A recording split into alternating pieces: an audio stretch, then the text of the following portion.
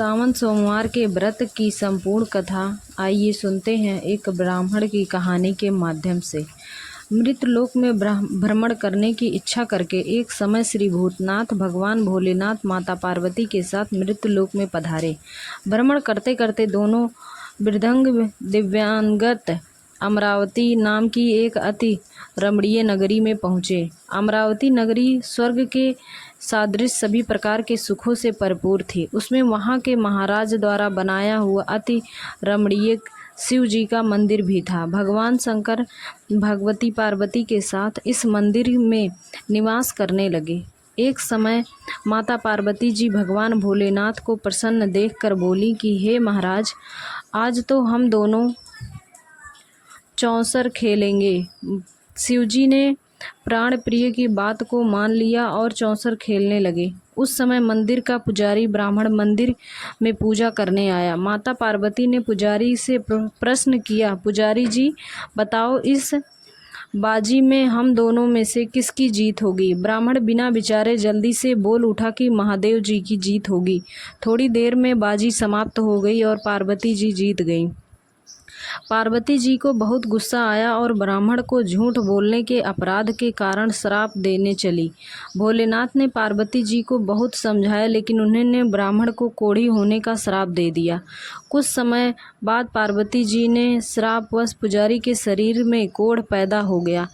जब वह बहुत अधिक दुखी रहने लगा। पुजारी को कष्ट भोगते हुए जब बहुत दिन गुजर गए, तब एक दिन देवलोक की अप्सराएं शिव जी की पूजा करने के लिए उस मंदिर में पधारी। पुजारी के क्रोध के कष्ट को देखकर उन्हें बड़ी दया आई। उन्होंने उनसे रोगी होने का कारण पूछा। पुजारी ने निसंकोच सारी बातें बता दी। वे अप्सराएं बोली, हे पुजारी, अब तुम अधिक दुखी मत हो। सावन सोमवार का व्रत भक्ति भाव से करो। पुजारी ने अप्सराओं से व्रत की विधि पूछी।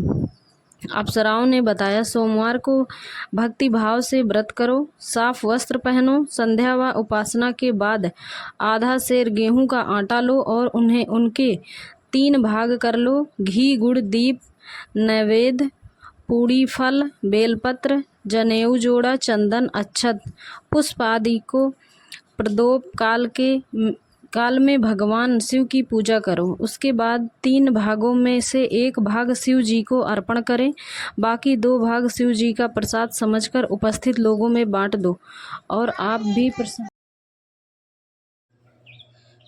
समझकर खाओ। इस विधि से 16 सोमवार व्रत रखो। 17वें सोमवार को 5 सेर पवित्र गेहूं के आटे की बाटी बनाओ।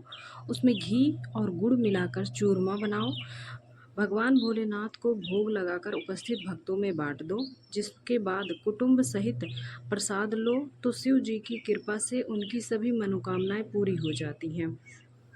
ऐसा कहकर अप्सराएं स्वर्ग में चली गईं। ब्राह्मण ने यथाविधि 16 सोमवार व्रत किया और भगवान शिव की कृपा से रोग से मुक्ति पाकर आनंद से रहने लगा। कुछ दिन बाद शिव जी और पार्वती जी उस मंदिर में पुनः पधारे। ब्राह्मण को निरोग देख पार्वती जी ने ब्राह्मण से रोग मुक्त होने का कारण पूछा। ब्राह्मण ने 16 सोमवार कथा व्रत सुनाई। पार्वती जी बहुत प्रसन्न हुई। ब्राह्मण से व्रत विधि पूछकर स्वयं भी व्रत करने के लिए तैयार हो गई। व्रत करने के बाद उनकी मनोकामना पूरी हुई और उनके रूठे बेटे स्वामी कार्तिकेय स्वयं माता के आज्ञाकारी हुए। कार्तिकेय जी को अपना यह विचार परिवर्तन का रहस्य जानने की इच्छा हुई। वे माता से बोले, हे माता, आपने ऐसा कौन सा उपाय किया जिससे मेरा मन आपकी ओर आकर्षित हो गया? पार्वती जी ने वही 16 सोमवार का व्रत की कथा उनको सुनाई। कार्तिकेय जी कहा, इस व्रत को मैं भी करूँगा, क्योंकि मेरा प्रिय मित्र ब्राह्मण बहुत दिनों से परदेश गया है। मेरी उससे मिलने की बहुत इच्छा है। कार्तिकेय जी ने इस व्रत को किया और उसका प्यारा मित्र मिल गया। मित्र ने इस आकस्मिक मिलन का भेद पूछा तो कार्तिकेय जी बोले, मित्र, हमने तुम्हारे लिए मिलने की इच्छा करके 16 सोमवार का व्रत किया था। अब तो ब्राह्मण मित्र को अपने विवाह की बड़ी चिंता हुई। उसने कार्तिकेय जी से व्रत की विधि पूछी और यथा विधि व्रत किया। व्रत के प्रभाव से जब वह किसी कार्य से विदेश गया तो वहाँ के राजा की लड़की का स्वयंवर था। राजा ने प्रण किया था कि जिस राजकुमार के गले में सब प्रकार की सुसज्जित हथिनी माला डालोगी, मैं उसी के साथ अपनी बेटी का विवाह कर दूंगा। शिव जी की कृपा से वह ब्राह्मण भी उस स्वयंवर को देखने की इच्छा से राज्यसभा में एक ओर जाकर बैठ गया। नियत समय पर हथनी आई और उसने जयमाला उस ब्राह्मण के गले में डाल दी। राजा ने अपनी प्रतिज्ञा के अनुसार बड़ी धूमधाम से अपनी कन्या का विवाह उस ब्राह्मण के साथ कर दिया और ब्राह्मण को बहुत सा धन व सम्मान देकर संतुष्ट किया। ब्राह्मण सुंदर राजकन्या पाकर सुख से जीवन व्यतीत करने लगा। एक दिन राजकन्या ने अपने पति से प्रश्न किया, हे प्राणनाथ, आपने ऐसा कौन सा भारी पुण्य किया था जिसके प्रभाव से हथिनी ने सब राजकुमारों को छोड़कर आपको वरण किया? ब्राह्मण बोले, हे प्राण प्रिय, मैंने अपने मित्र कार्तिकेय जी की कथा अनुसार 16 सोमवार का व्रत किया था, जिसके प्रभाव से मुझे तुम जैसी रूपवान पत्नी की प्राप्ति हुई। इस व्रत की महिमा सुनकर राजकन्या को बड़ी हैरत हुई। वह भी पुत्र की कामना करके इस व्रत को करने लगी। शिव जी की दया से उनके गर्भ में एक अति सुंदर, सुशील, धर्मात्मा और विद्वान पुत्र उत्पन्न हुआ। माता और पिता उस देव पुत्र को पाकर अधिक प्रसन्न हुए। उन्होंने लालन पालन अच्छी प्रकार से करने लगे। जब पुत्र समझदार हुआ तो एक दिन उसने अपनी माता से प्रश्न किया कि हे माँ, तुमने कौन सा व्रत और तप किया जो मेरे जैसा पुत्र तुम्हारे गर्भ से उत्पन्न हुआ? उनकी माता ने 16 सोमवार की व्रत का कथा पुत्र को बताई। पुत्र ने सब तरह के मनोरथ पूरे करने वाले इस सरल व्रत को सुना तो वह भी राज्याधिकारी पाने की इच्छा से हर सोमवार का यथाविधि वह व्रत करने लगा। व्रत शुरू करने के बाद एक देश के वृद्ध राजा के दूतों ने आकर उसको राजकन्या के लिए वरण किया। राजा के अपनी बेटी का विवाह ऐसे सर्वगुण संपन्न ब्राह्मण युवक के साथ करके बड़ा सुख प्राप्त हुआ। वृद्ध राजा के दिव्यांग हो जाने के बाद इसी ब्राह्मण को सिंहासन पर बैठाया गया, क्योंकि दिव्यांगत राजा का कोई पुत्र नहीं था। राज्य का उत्तराधिकारी होकर भी वह ब्राह्मण पुत्र 16 सोमवार का व्रत करता रहा। जब 17वां सोमवार आया तो पुत्र ने अपनी प्रियतमा से पूजन सामग्री लेकर शिव पूजा के लिए शिवालय में चलने को कहा, परंतु उसकी पत्नी ने उसकी आज्ञा की परवाह न की। दास दासियों द्वारा सब सामग्रियां शिवालय में भिजवा दी, परंतु स्वयं नहीं गई। जब राजा ने शिव जी का पूजन समाप्त किया तब आकाशवाणी हुई, हे राजा, अपनी इस रानी को राजमहल से निकाल दे, नहीं तो यह तेरा सर्वनाश कर देगी। यह आकाशवाणी सुनने के बाद राजा आश्चर्य का ठिकाना न रहा। उन्होंने मंत्रागृह में आकर अपने सभासदों को बुलाकर कहा, मंत्रियों से, मुझे आज शिव जी की आकाशवाणी हुई है कि राजा, तू अपनी इस रानी को राज्य से निकाल दे, नहीं तो यह तेरा सर्वनाश कर देगी। राज्य के मंत्री और सभासद आदि सब विस्मय और दुख में डूब गए, क्योंकि जिस कन्या के कारण उसे राज्य मिला था, राजा उसी को निकालने की बात कह रहा था। यह कैसे हो सकता है? पर राजा ने मंत्रियों की परवाह नहीं की। उन्होंने अपनी पत्नी को राजमहल से निकाल दिया।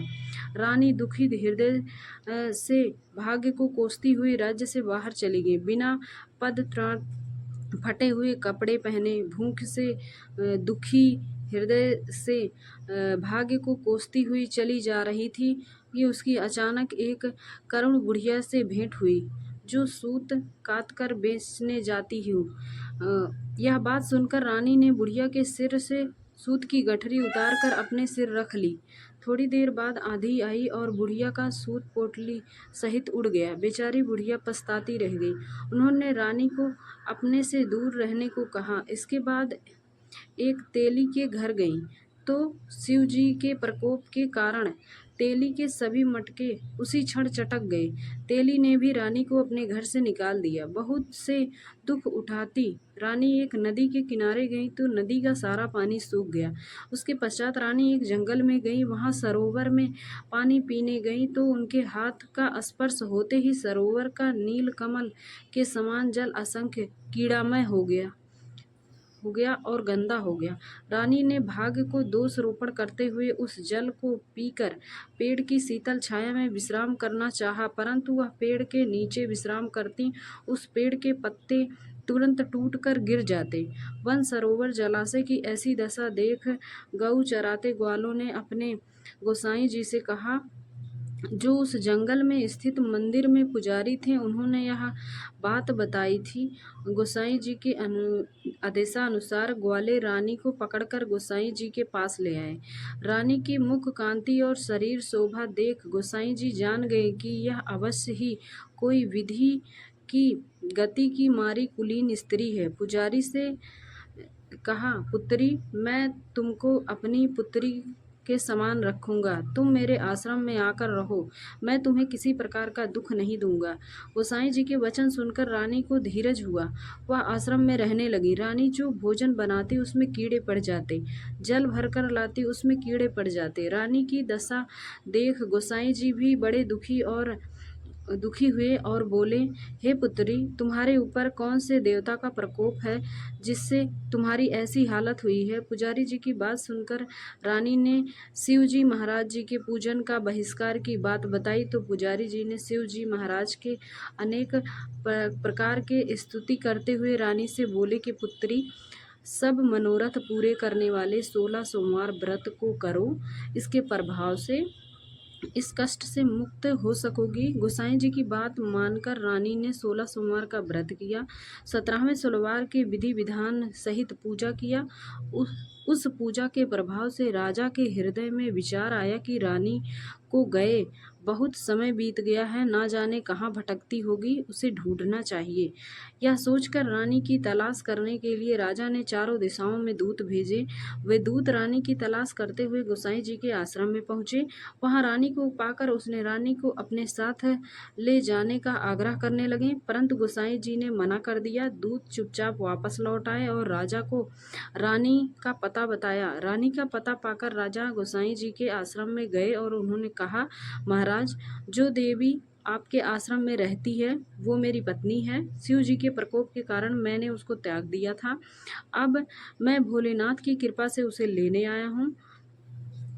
कृपया मुझे अपनी पत्नी को साथ ले जाने की आज्ञा दे। यह सुनकर गोसाई जी बड़े प्रसन्न हुए।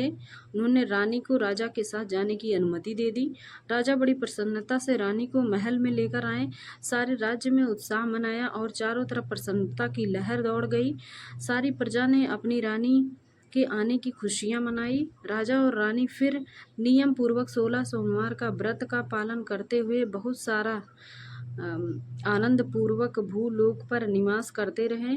अंत समय में दोनों को मोक्ष की प्राप्ति हुई। इस प्रकार जो मनुष्य 16 सोमवार का व्रत श्रद्धा पूर्वक करता है उसकी सभी मनोकामनाएं पूरी होती हैं, शिव जी की कृपा से पूर्ण होती है और उसे मोक्ष की प्राप्ति होती है। बोलो भगवान भोलेनाथ की जय।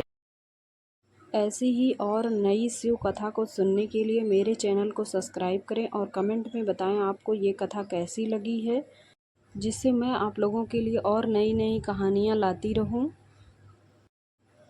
तो बाय बाय दोस्तों, आप लोग अपना ख्याल रखिएगा।